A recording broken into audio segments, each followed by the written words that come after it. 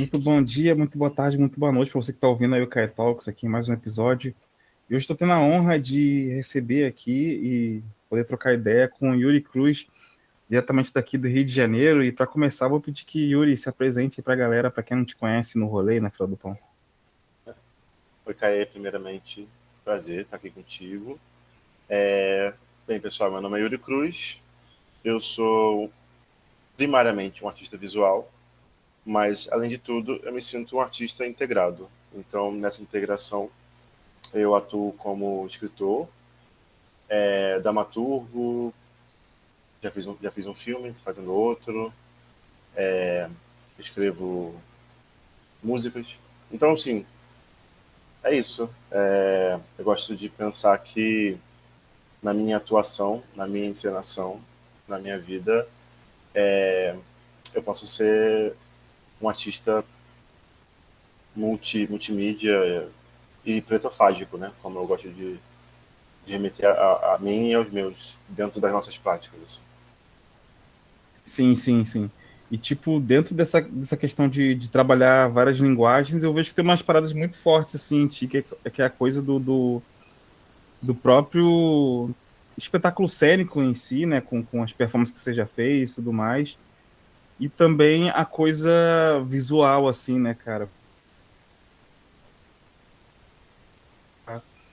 da Anastácia como Vênus, assim. Queria que você falasse um pouco como é que foi esse trajeto, né, como é que você começou a se envolver com as artes e que começou a se entender que, tipo, cara, eu posso fazer qualquer coisa a partir desse recorte e a partir dessa proposta que eu tenho, né? Você basicamente eu vejo você que você tem um recorte, uma proposta e você consegue adaptá-la em várias mídias, digamos assim. Como é que foi para você esse processo? Sim.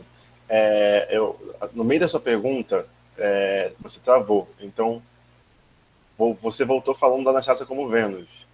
Ah, Da, sim, perdão.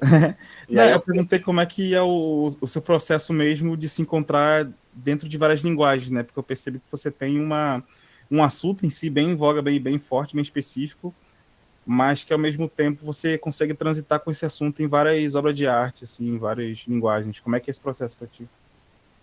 é, é, Bem, é um processo complexo, assim, é um processo complexo, mas eu amo a complexidade, né? Para mim, habitar a complexidade é habitar a contradição do corpo negro, assim, sabe? Dentro de um mundo ocidental, dentro de um mundo moderno. O legado que a gente, o legado branco para a subjetividade negra, ele é muito unidimensional, às vezes bidimensional. Então, habitar a tridimensionalidade, a multidimensionalidade é algo que é complexo, mas eu acho que ele é extremamente emancipador. Eu acho que eu conseguiria responder essa sua pergunta focando na emancipação como esse lugar que eu habito, assim. E a emancipação de respeito,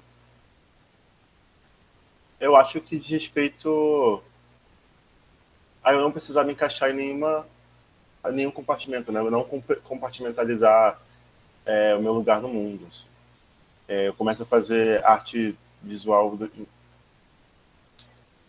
2016, mais ou menos, assim. Desde 2000, eu tô no curso de pintura, assim.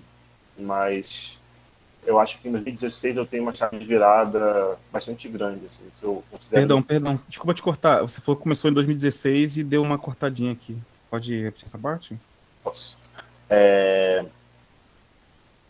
Desde 2011 eu faço curso de pintura, cursos livres de pintura. Eu não sou formado em artes visuais, né? A minha formação é acadêmica, política, e eu tenho uma graduação em jornalismo cultural.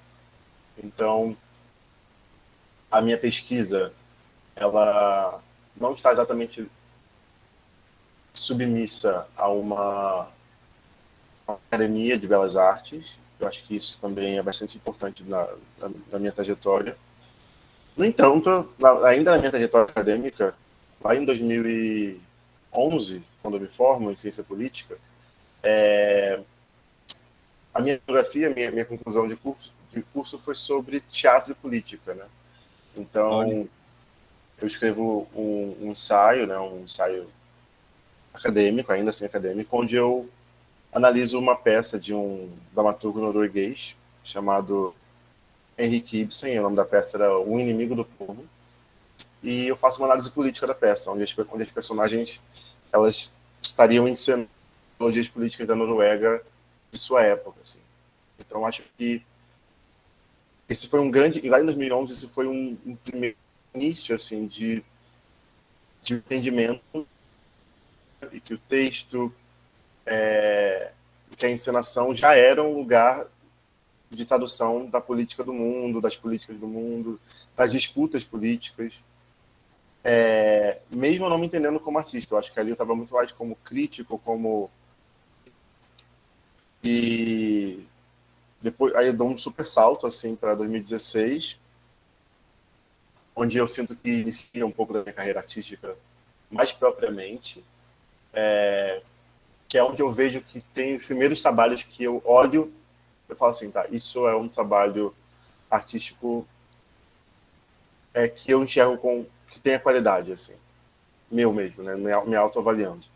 E a partir daí, eu acho que a arte, né, eu encaro a arte muito como um espaço de experimentalismo e liberdade. Então, ele é o lugar que possibilita que a minha imaginação ela não se prenda a, a formatos e a como a academia, supostamente, né, ela encaixou.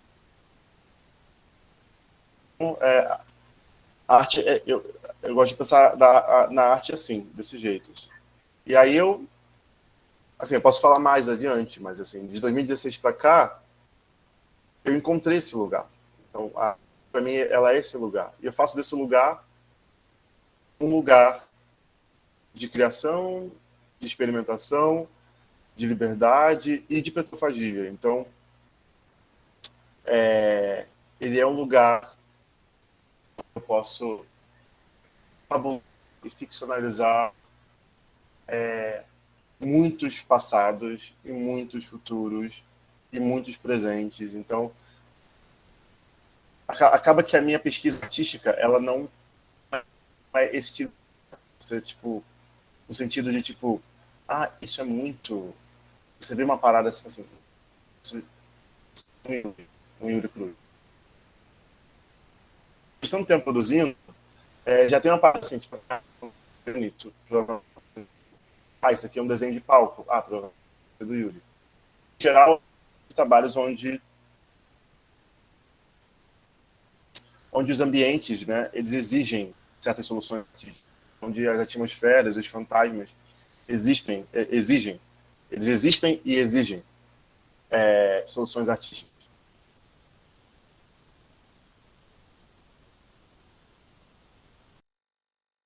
Então, são desenhos, eu tenho trabalhos que são, sei lá, textos, então trabalhos que são performances de longa duração, trabalhos que são cenas de tradução.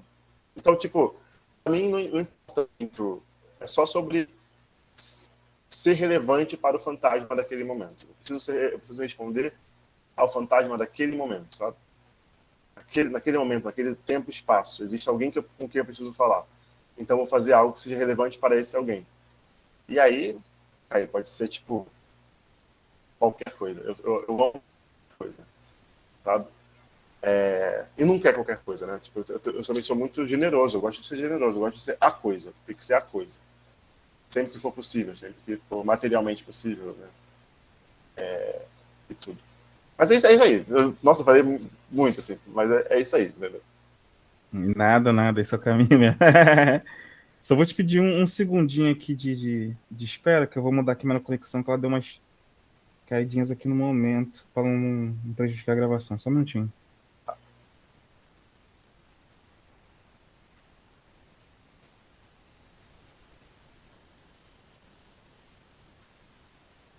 Voltei, tu não ouviu? Tô vendo. Maravilha, maravilha. E, cara, e pensando nisso, assim, eu acho que o lance Petofagia, eu acho que é a maior e melhor, ou seria, não sei, você vai me dizer, tradução, assim, de tudo isso que você falou agora, de toda, onde você condensa todo o teu trabalho, assim. E fala um pouco sobre essa parada, assim, é um coletivo, é uma gangue, é um projeto específico, que vocês já fizeram várias coisas, assim, ao longo desse período que vocês estão trabalhando, né? Sim, sim. Pretofagia, ela é a minha grande pesquisa. Eu já entendi isso já. Tipo, Yuri, você faz muita coisa, mas o que, que você faz? Eu faço a pretofagia. Eu acho que eu me sinto até um pouco aliviado de ter entendido que o meu lugar no mundo é fazer a pretofagia. A pretofagia, ela é uma grande pesquisa. E ela é uma grande pesquisa que envolve um coletivo, que eu chamo de um grupo de encenação. Então, eu sou meio que o propositor desse grupo de encenação. Eu sou meio que esse elo, sabe, como se fosse um colar? É um colar de várias contas, que são todos os petofágicos e todas as petofágicas. E, tipo, a parada acontece quando, tipo, fala assim, então, vamos fazer uma cena? Vamos fazer um filme? Vamos fazer um álbum? E aí, tipo, a gente fecha esse colar e a gente tem as joias, né, acontecendo. E ela nasce em 2019. Ela nasce em 2019. O nome Petofagia nasce em 2018, no meu manifesto chamado Nenhuma Direção a Não Ser ao Centro. Mas eu escrevo um ensaio cena chamado Petofagia em 2019 para a minha primeira individual, que se chama Petofagia também. O ensaio cena Petofagia, ele meio que conta, ele narra a história, o evento de uma subjetividade negra chamada Eus, então já é uma subjetividade coletiva, mas ao mesmo tempo são vários Eus, então tipo, ela tem um corpo, mas é um corpo meio que coletivo, assim. E narra a história desse Eus que se encontra, se vê dentro dessa metáfora que é um palco. E aí dentro desse palco ele se percebe que ele está encenando várias coisas. Então é uma sequência de encenações que ele fica fazendo. E são encenações de submissão, de violências e de fugas. E ele percebe que ele precisa encenar outra coisa. Então é uma narrativa que conta a história da recusa de uma cena e o início de outra cena. Nossa. E aí a pesquisa se dá a partir disso, né? Então, tipo, a partir dessa narrativa, essa narrativa também é espelho para a minha própria narrativa. Então, em Petofagia, a gente encena isso tudo, a gente encena a história desse Eus, mas a partir dessa história, dessa primeira história, a gente já ensinou mais de 5 histórias diferentes. Então, primeiro veio Petofagia, depois veio Farol Funfun, que é a segunda cena petofágica, aí depois veio a Cova do Escravo, que é a terceira cena petofágica, aí depois veio Anastasia como Vênus, que é a quarta cena petofágica, aí depois veio o Túmulo da Terra, que é a quinta, e a gente está gravando um filme que vai ser a sexta. Então, são uma sequência, né? Uma sequência de enunciados, uma sequência de narrativas para a nossa emancipação. Então, tipo, é Sim. isso. A gente está nesse palco entendendo como a gente pode encenar outras coisas. Inclusive a nós mesmos, né? Em Petofagia, a gente gosta muito de entender a personagem que a gente faz como uma versão de um outro tempo de nós, assim, sabe? Mas é isso, assim. Ela é minha grande pesquisa. Acho que está tudo dentro desse grande guarda-chuva e tal. Sim, sim. Acaba sendo bastante uma coisa de repertório, né? De colocar um repertório na pista, assim, a partir da pesquisa que você tem, assim. Inclusive, até que você falasse um pouco sobre essa questão do Anastácio como Vênus, assim, que você falou que foi a quarta cena petofágica, não foi Foi, isso? foi. E entender como é que foi esse processo, assim, porque é uma personagem, assim, histórica, assim, aqui no BR, assim, que às vezes super apagada, assim, né, cara? E você colocou totalmente num contexto de exaltação e enfim, de emancipação, meio como você mesmo costuma dizer, né, cara, assim.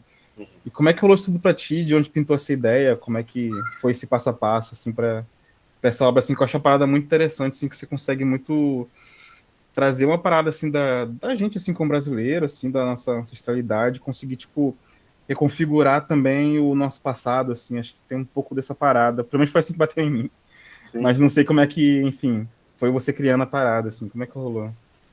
Antes da Anastasia como Vênus, que foi a cena que a gente fez em 2020, existiu a obra Monumento à Voz de Anastácia, de 2019, que é a obra dos Santinhos, e que foi uma obra, é a obra que mudou minha vida, né?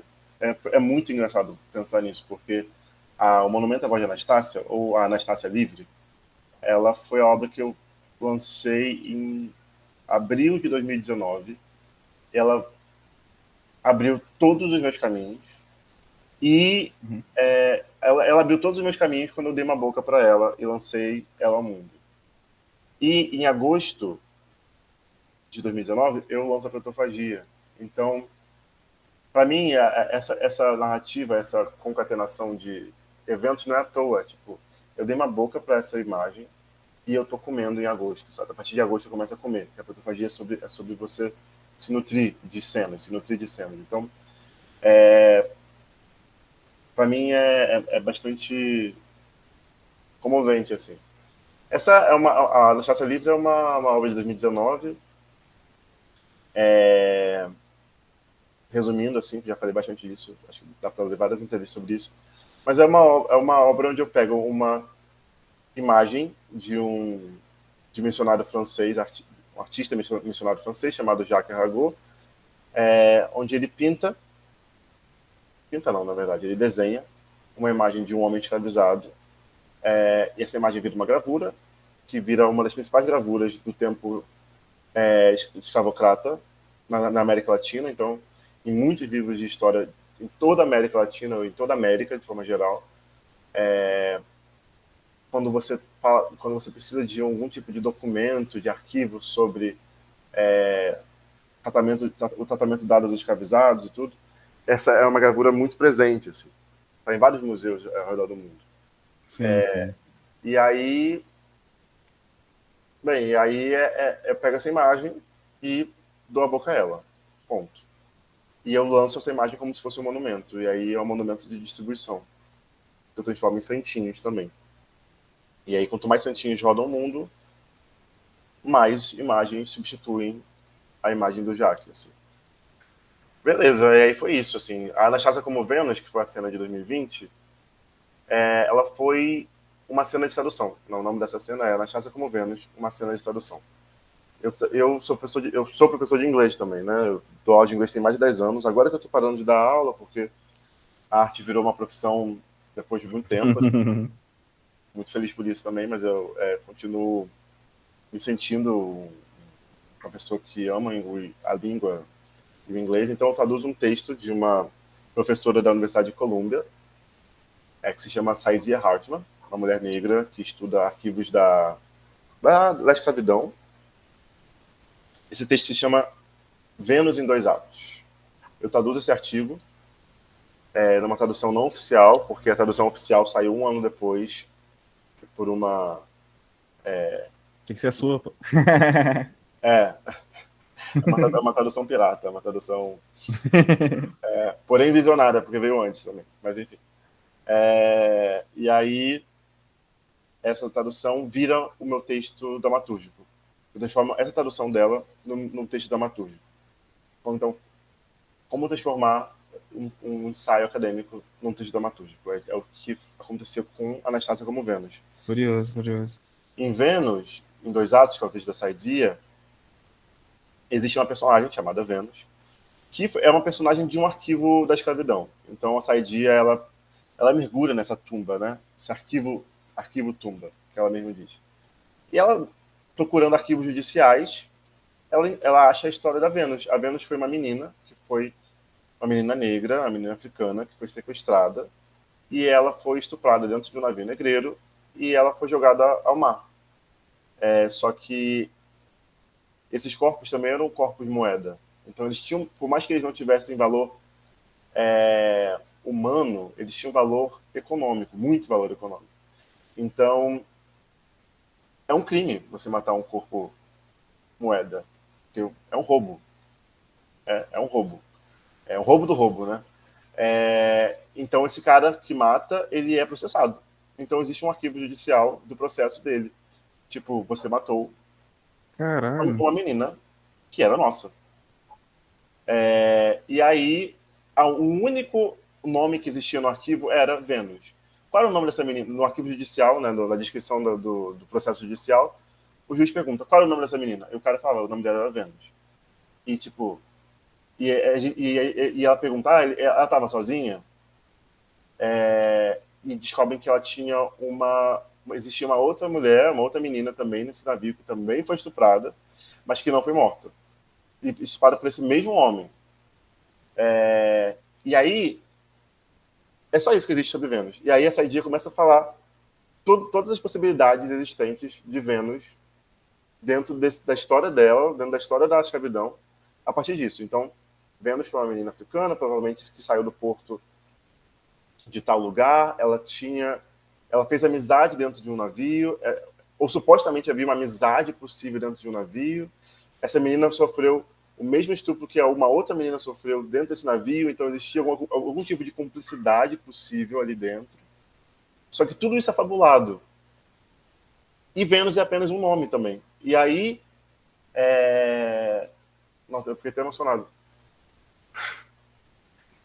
Mas, traduzindo esse ensaio, esse artigo da Saidia, eu ouvi a Anastácia falar no meu ouvido, né? Yuri, talvez eu seja Vênus. Talvez eu seja Vênus. Talvez eu seja só o nome do arquivo de uma menina que foi estuprada no navio. Eu acho que você tem que transformar Vênus numa cena sobre mim. Isso assim, era bombardeado no meu ouvido pela Anastácia.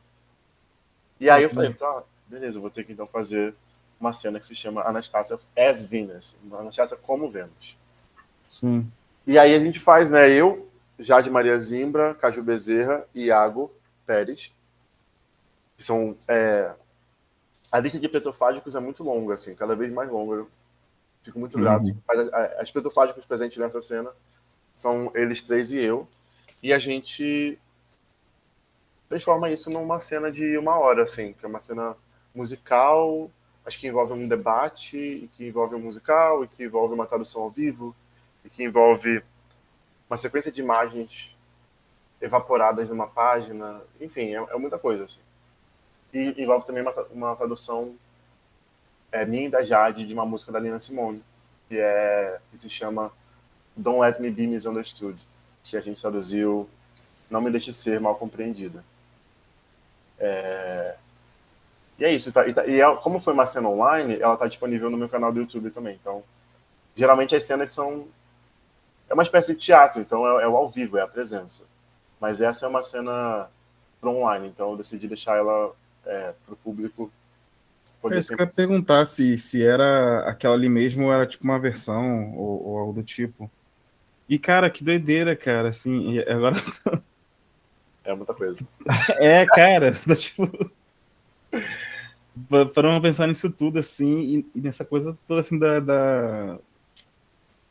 Ai, cara, é foda. Da história não contada mesmo, né, cara? Da história mal contada que a gente acaba tendo essa missão, assim, de trazer, assim, acaba como você mesmo falou, recebendo isso de alguma forma, assim, como uma missão, né, cara, de colocar isso pra frente. Tô até meio desconcertado aqui, cara, porque, tipo, é um bagulho bem complexo, bem profundo, assim, que você tá colocando, assim, mas trazendo até um gancho, assim, você puxou agora, assim, essa coisa, assim, da música, né, cara, assim, e da música e também da memória, assim, cara, porque eu acabei te conhecendo num processo enfim, de montar um projeto em que tinha uma música envolvida de uma cantora antiga e tudo mais, então, novamente você citou a Nina Simone, assim, que também é uma cantora que, tipo, logicamente que é atemporal, mas, tipo assim, não é uma cantora, né, contemporânea, que tá aí agora com a gente aí, em 2020 e pouco,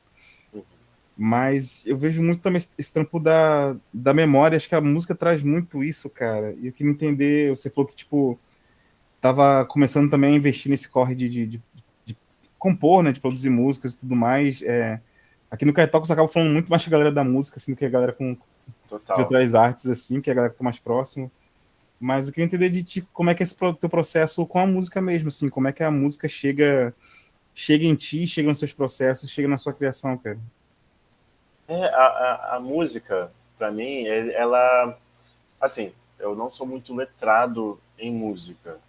Apesar de ser de uma família de sambistas, né? Tipo, minha família, ela é a família do fundo de quintal. Então, tipo, meu primo é o Bira do fundo de quintal. Meu primo de quarto grau, né? Porque ele era primo do meu avô, né? Mas ainda assim, né? Ainda assim, né? Tá no sangue e tal. Sim, E, que da hora. mas a música. Então, ó, voltando. Apesar de não ser muito letrado em música, né?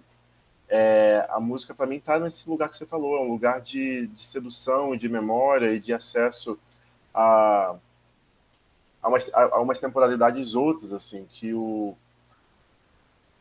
às vezes a literatura não alcança, assim. E aí a música tem sido muito um local de composição para a dramaturgia, sabe? Então, tipo, não é qualquer música também. Sim. Na minha trajetória até 2022, nesse momento, assim, a música está na dramaturgia. Como que eu posso utilizar a música como um recurso dramatúrgico? Ou seja, como que eu posso utilizar a música como um recurso de ação, né? Tipo, a dramaturgia é sobre ação. Você, você, Sim. você conta uma história através de ações, sequências de ações. Então a música ela é um recurso de ação. Então as músicas que eu compus, por exemplo, na terceira cena petrofágica, que é a Cova do Escravo, eu componho uma música junto com o Léo Moraes. Eu escrevo a letra e o Léo compõe a melodia. E é uma música eu componho uma música racista para uma cena que fala sobre um homem negro que vivia numa fazenda de cana, que ele ouvia da fazenda de cana uma música racista tocada dentro da Casa Grande. E aí, essa música era uma música que zombava dele. E ele é um homem que morre, só que ele vira um fantasma rancoroso. E ele segue naquela Casa Grande, assombrando a Casa Grande, cantando essa música racista nos ouvidos das pessoas que moram lá. Indiferente de quem seja, pessoas pretas ou brancas, elas vão sofrer aquilo. Então, tipo, a primeira música que eu componho, ela tá nesse lugar. Ela é uma música de terror, um terror racial até, voltada para uma dramaturgia. A música, eu falo que não é uma música racista, porque é uma música que ela compara o negro ao diabo, né? Mas enfim, só vendo a cena, que vai ser, essa cena foi transformada num filme que vai ser lançado logo mais, em julho, numa exposição que está vindo aí. Aí a segunda música que eu componho já é com Jade, é uma música que ela é a música de uma personagem de uma cena nossa. Não. A gente traduz a música da Nina Simone, que é essa música Don't Let Me Be Misunderstood, e a gente entende como que a gente pode traduzir a ideia da música para dentro de um lugar da Anastasia como Vênus. E aí, uma outra cena de tradução que rolou no ano passado, a gente traduz uma música da Alcione, quer dizer, é uma música em francês, chamada Ne me quitte pas, Clássico. e a gente pega a versão da Alcione e a gente traduz a versão da Alcione para português. E Olha, foi então obrigado essa versão. da versão da Alcione, Sim, sim. é linda demais. E aí a música vira. Eu nem lembro, porque é uma cena que eu não lancei ela publicamente. Então. Mas provavelmente foi tipo. Como é? Eu deu até vontade de ouvir a versão que a gente fez. Mas eu esqueci. Mas é uma versão do francês para português. E aí vem agora uma cena, um filme novo que a gente deve lançar que é uma música sobre voz, é uma música. A personagem ela é uma musicista e a gente compõe essa música junto. Eu e Jade também. Então, assim, a música, ela acaba, como eu digo antes, ela é um recurso de ação, ela é um recurso dramatúrgico, assim, até o momento. Nunca me chamaram para compor uma canção que fosse uma canção de massa, ou uma canção do streaming, uma canção da indústria, da indústria musical, sabe? Eu adoraria também, mas geralmente eu sou muito movido pelas histórias, assim, pelas ficções. Então, eu tenho muita vontade de escrever um álbum que ele é inteiro uma ficção, entendeu? Tipo... lembrei, gente, no ano passado eu escrevi uma dramaturgia, que tá até no Spotify, inclusive, que se chama Revenguer, e eu escrevi uma música para Revenguer, a música que se chama Canção da Vida. Eu amo essa música também. Enfim, é isso. A música, pra mim, ela tá dentro das dramaturgias. Eu ainda não cheguei ao lugar da fora da dramaturgia, entendeu? Pô, vou dar uma caçada desse som, inclusive, cara. Cara, é engraçado que, tipo, a última pessoa que eu entrevistei foi a Luela de Castro, não sei se você conhece, Aham. que é uma cantora, atriz também, e ela falou que, tipo assim, ela começou muito a trabalhar com, enfim, teatro e tudo mais, e que uns anos depois, assim, que ela migrou pra música, ela tá até lançando um disco novo agora, esse mês, assim, e ela falou, cara, eu compunha muito minhas músicas aqui porque eu pensava muito na cena, assim, não pensava muito na coisa como, entre aspas, música em si ali, né? Eu pensava na Aham. coisa da cena. Cara, interessante, sim, porque quando tu vê a performance da pessoa ali, né, da cantora, tá tudo ali entregue ali também, assim, né, cara? É muito curioso pensar um produto para além do que vai tocar ali no fone de ouvido e na caixa, assim, da coisa mesmo da pessoa performando, né? Eu acho que é uma outra Total. configuração, assim, de pensar a música, né? Nossa, e assim, falar sobre música e cantoras também, tipo, a Petrofagia tem muitas cantoras, né? Tipo, a Dani Câmara acabou de lançar o Febre, a Clara Anastácia, que tá em Petrofagia também, é uma puta cantora, uma puta compositora. Maneiro, conheço. A Jade Maria Zimbra, ela ainda não tem nada lançado, mas assim, ela tem 1 milhão de segredos, de tesouros escondidos, que ela compõe, né? É uma compositora incrível, uma cantora incrível. Então, eu também acabo sendo muito inspirado pela própria Petrofagia, né? Pelo próprio grupo. Tipo assim, nossa, nós temos cantoras, vamos fazer uma música. Tipo, a Cova do Escravo, Sim, sim. ela é uma cena de 7 pessoas, onde existe um coro de 3 mulheres, que é Jade, Dani e Clara, e elas cantam a cena inteira. Então, uma grande ópera de 1 hora, assim. E elas não param de cantar, estão sempre cantando, estão sempre cantando. E, e é isso, sabe? Eu sou muito inspirado também pelos meus pares, assim. Sim, sim, o bonde é sinistro, né? Acaba se retroalimentando mesmo, assim. Isso é muito maneiro, cara, de ver também, cara. E assim, até uma pergunta assim que eu até tinha comentado contigo antes, assim, que esses dias eu vi muita produção midiática, assim, falando sobre a questão da Semana de 22 e tudo mais, que tá fazendo agora Uhum. 100 anos aí esse ano, e tipo, de que era uma galera naquela época ali, com todos os seus caôs e ressalvas ali, tentando colocar uma ideia de Brasil, assim, dentro da arte, né, dessa coisa do manifesto lá do Oswald, né, de você comer o Brasil e cuspir ali de forma brasileira, não sei muito bem como Uhum. traduzir isso. Como é que você vê isso hoje dentro da sua própria arte? Assim, tu acha que, tipo, hoje o Brasil ainda se consome para se vomitar o próprio Brasil, assim, o Brasil digo de uma forma geral mesmo, assim, né? Uhum. Acaba que a gente está aqui no Rio de Janeiro, tem esse recorte muito, entre muitas aspas, regional, mas que também corresponde a muitas áreas do Brasil. Mas como é que você entende isso hoje, assim? Como é que você entende essa criação brasileira falando sobre o próprio Brasil hoje? É. Eu acho que, assim, é um grande mito, né? É mais um mito branco brasileiro, né? Tanto a semana, em termos de... Em termos de...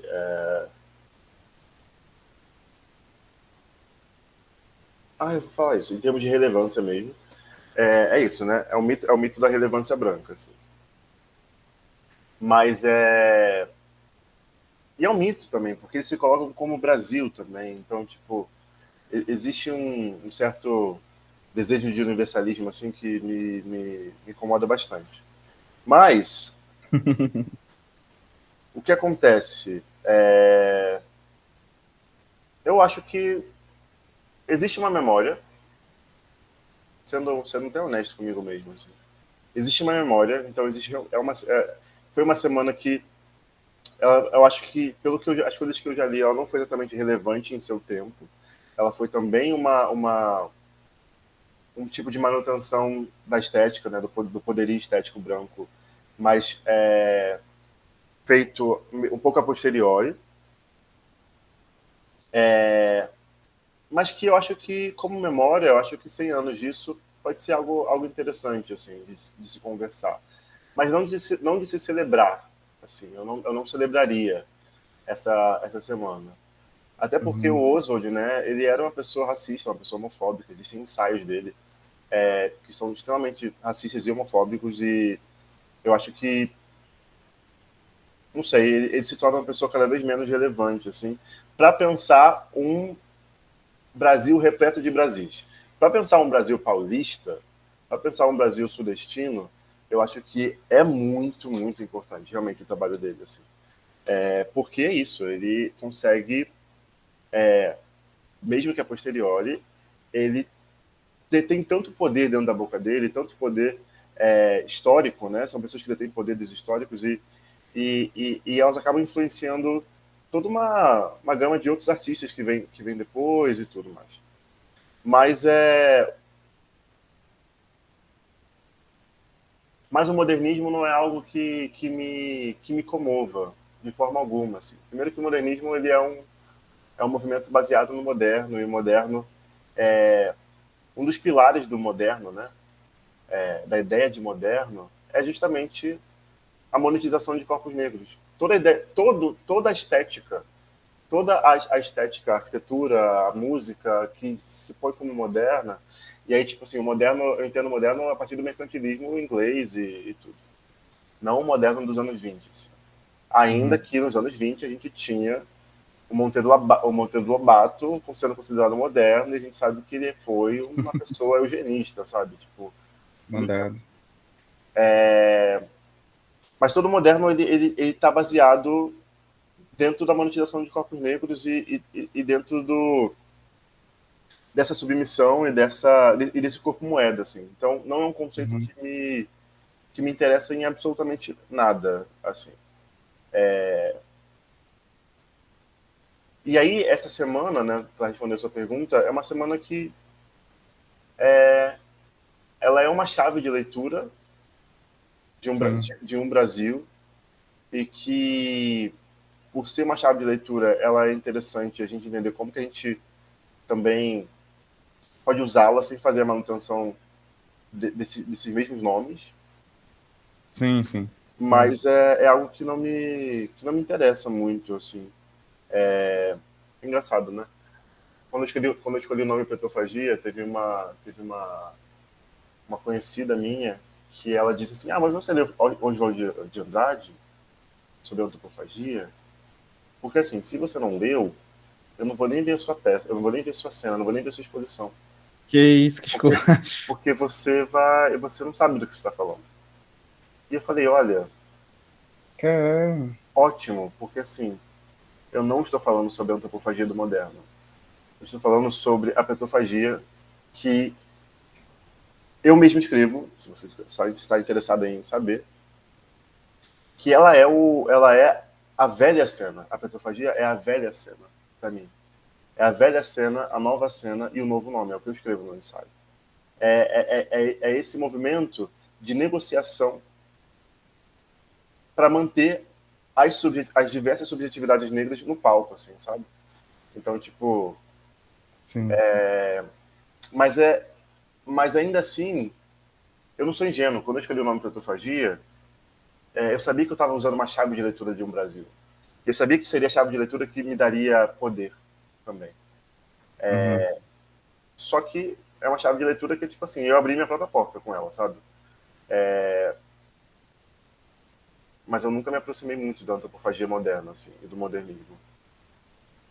Total, eu digo muito. Eu até comentei essa parada não muito como, tipo, colocar a coisa como um estandarte de qualquer parada, assim, mas mais como uma coisa, tipo assim, de um movimento que foi conhecido pela ideia de dispensar Brasil, assim, sacou? E acho que hoje, tipo, acho que você, eu, a galera que a gente trabalha, assim, tá muito preocupada, assim, em trabalhar esse Brasil, né, ou esses Brasis aí, que tem 500 mil Brasis dentro dessa porra, Uhum. de uma forma em que, tendo o nosso ponto de partida, né, cara, tendo o nosso nosso background, nosso olhar, nosso suor, nosso sabor, assim, Claro. de alguma forma, assim, e tipo, porque sei lá, a gente tá vendo um momento muito esquisito, né, cara, onde, tipo, se paga pau de um certo nacionalismo Uhum. super escroto, assim, e burro, que ignora totalmente o que é brasileiro, assim, né, cara?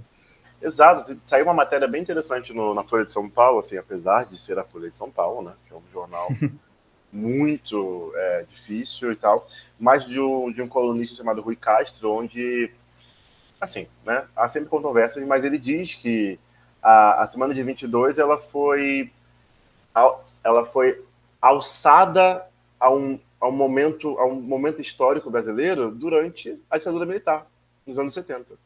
Então, a própria ditadura militar, nesse movimento, como você disse, nacionalista, né, de criar mitos nacionais, eles transformam aquela Semana Paulista numa Semana Brasileira de modernismo, entendeu? Tipo, tá tudo errado, entendeu? Tipo, e ao mesmo tempo que tá tudo errado, é muito bom saber disso, porque são são variantes, assim, são condições da nossa história e da nossa cultura que a gente precisa entender como que elas chegaram a esse lugar. Por que a gente está comemorando por que a gente está celebrando 100 anos disso? Sabe? Sim. Tipo, são 100 anos, é, acho que são 100 anos da morte do Lima Barreto, sabe? Tipo assim, são várias coisas assim mais interessantes para se celebrar nesse momento, entendeu? Então, é isso, entendeu? Tipo, é importante a gente também tá ligado que isso são mitos, né? Tipo, a história é um grande mito, né? A história é uma grande ficção. E aí eu Sim, amo, sim. cara. Eu amo quando eu entendi que a história é uma grande ficção, eu comecei a gostar da história, porque o que eu mais gosto de fazer é ficção histórica. E, tipo assim, é poder ficcionalizar tempos onde eu tenho certeza que existiam negros e negras, pretos e pretas e pretes fazendo um milhão de coisas fodas e isso não foi arquivado ou documentado, tipo assim.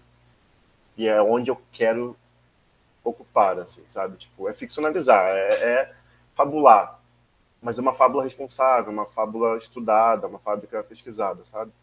E criar, nem criar, é encenar essa memória que ela é subterrânea e ela é meio fantasmática também, porque a gente sente que existiu, mas a gente comprovar é difícil, sabe? Mas eu não tô aqui para comprovar nada, entendeu? Eu tô aqui só para contar uma história e para quem quiser ouvir e que seja interessante também, sabe? Tipo, é isso, entendeu?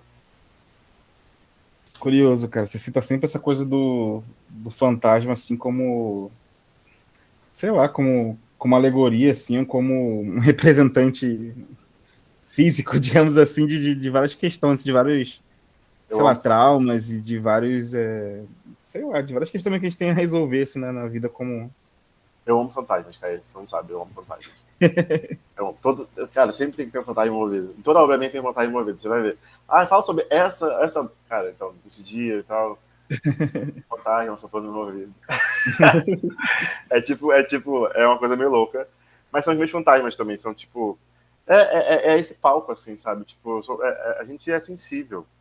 E quando a gente está disponível para essa sensibilidade, também a gente encontrou as nossas formas de traduzir essas vozes, a gente começa a falar muito com elas, entendeu? Tipo, pô, quem faz música, quem faz alguns tipos de música, né, tá lidando diretamente com fantasmas e falando com esses fantasmas de outro jeito, sabe? Tipo, Sim.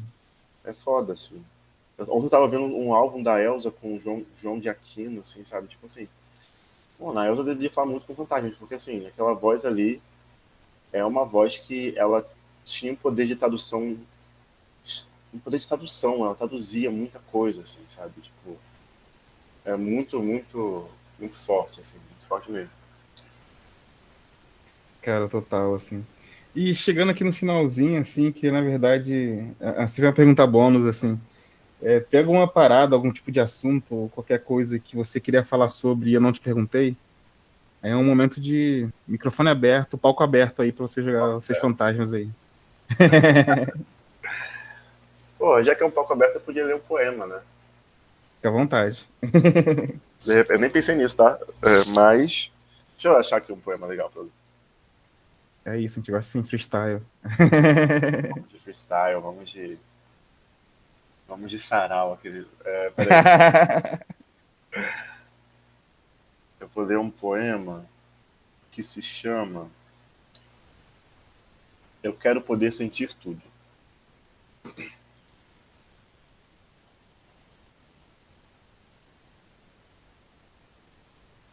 É um poema que eu nem sei, deixa eu ver de quando que ele é. Ele é um poema de 2000 e... acho que é 2018 ou 2019. Sua autoria?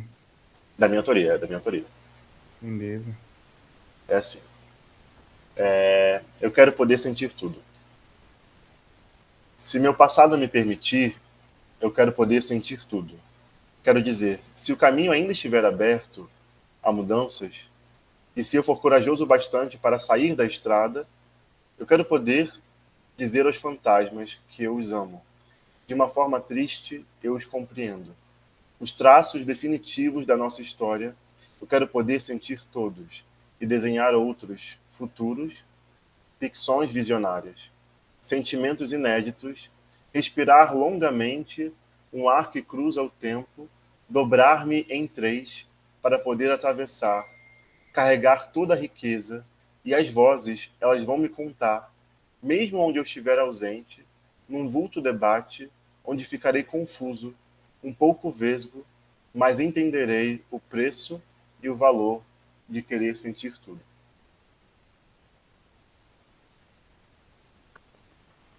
É isso, cara. Acho que é isso que eu Né? queria falar. É isso. Não, vou nem complementar, mano. É melhor parar também pra encerrar aqui o quadro, cara. E fala aí onde que a galera te acha, suas arrobas, seus sites, e-mails. Eu sou Yuri Cruz. Meu Yuri é YHURI Cruz. No Twitter eu sou Yuri, YHURI. Assim, para me achar mais assim no ao vivo, na parada, eu moro no Rio de Janeiro, então quem quiser cruzar comigo também pode cruzar. Mas é isso. É isso. Obrigadão, Yuri. Obrigadão mesmo pela atenção aí, pelo tempo. Foi bem massa, assim. Me surpreendeu o rolê do poema, inclusive. Pô, que bom, que Acho que, bom. bem foda. Acho que foi o mais surpreendente assim, desses momentos assim, que eu fiz aqui. Que foda, que foda. Mas é isso, mano. Muito obrigado mesmo por ter participado aqui do Kai Talks. Valeu, querido. Tamo junto.